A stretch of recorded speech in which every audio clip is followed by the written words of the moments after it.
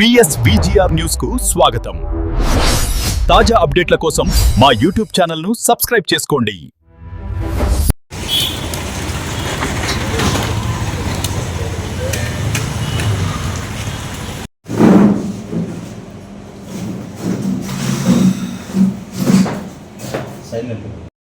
Hospital నుంచి ఒక intimation రావడం జరిగింది. దీంట్లో సారాంశం ఏంటంటే ఈరోజు కేసు రిజిస్టర్ చేయబోతున్నాము.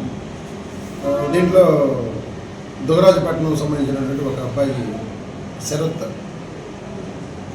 గతంలో ఈ అబ్బాయి ఒక చెల్లెల్ని ఒక వ్యక్తి సూర్యతేజ అనే వ్యక్తి ఏడిపిస్తూ ఉంటే ఆ అమ్మాయి కోసం దుగరాజపట్నం వెళ్తే దుగరాజపట్నంలో వాళ్ళు మందరించి పంపించడం జరిగింది. అది మనసులో పెట్టుకొని ఆ అమ్మాయి వాళ్ళ అన్న అయినటువంటి శరత్కి వాళ్ళ ఫ్రెండ్ ద్వారా ఇన్స్టాగ్రామ్లో పరిచయం చేయించి అతన్ని లవ్ చేస్తున్నట్టుగా వీళ్ళిద్దరికి నటించి 10 రోజుల నుంచి ఆ రివెంజ్ తీర్చుకోవడం కోసం వాడిని ఏదో కొట్టారని చెప్పి ఈ పిల్లోని కొట్టాలని 10-15 రోజుల నుంచి ఇన్స్టాగ్రామ్లో ఇద్దరితో కాంటాక్ట్ చేయించి అమ్మాయితోటి రాత్రి ఆ పిల్లోడిని కాళహస్తిలో ఉంటే ఇక్కడికి పంజాము ఏరియాలోకి ఈ అమ్మాయికి ఫోన్ చేసి మీరు ఎవరు లేరు ఇంట్లో రండి, మా అమ్మ వాళ్ళు పెళ్ళికి వెళ్ళారని అమ్మాయితో మాట్లాడించి ఈ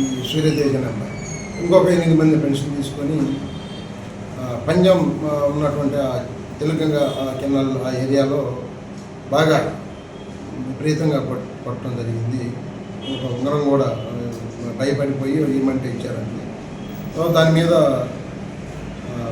ఈరోజు కిడ్నాప్, అతనికి గ్రీవియస్ ఇంజురీ సంబంధించి ఈ పలు సెక్షన్ల మీద 9 మంది మీద మనం కేసు కట్టడం జరుగుతుంది. కేసు కట్టినాక దర్యాప్తు మొదలవుతుంది. తర్వాత దర్యాప్తులో భాగంగా వాళ్ళు అరెస్ట్ అయ్యి వాళ్ళు కూడా కొట్టు పెడతాం.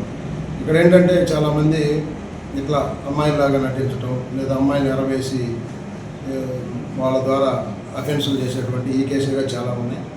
అందుకని పత్రికా ముఖ్యంగా చెప్పేది ఏంటంటే ఈ ఎవరైనా యువత ఎవరో లవ్ చేస్తున్నారని ఇన్స్టాగ్రామ్లోనో లేదా ఫేస్బుక్లోనో లేదా ఇంకేదైనా సోషల్ మీడియా ప్లాట్ఫామ్ మీద ఎవరైతే ఇట్లా లవ్ అనేది ఉంటే వాళ్ళు మగవాళ్ళు కావచ్చు, ఆడవాళ్ళు కావచ్చు, లేదా మనం ట్రాప్ చేయవచ్చు.